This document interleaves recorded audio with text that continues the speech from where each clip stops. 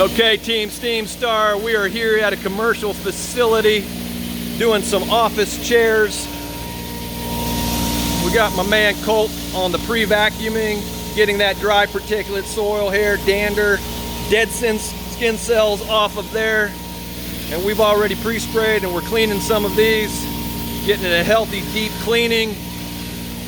Then we're gonna come over here and hit all these entry mats. We've already vacuumed these up.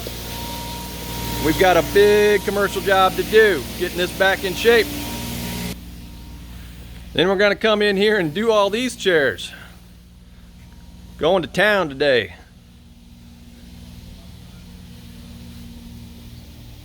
A lot of people sitting them through the years. Office soils and oils get on these.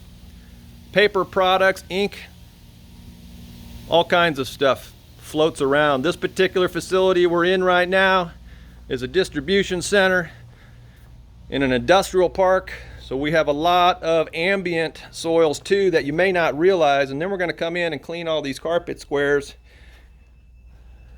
a little bit later. So we'll check back a little bit later.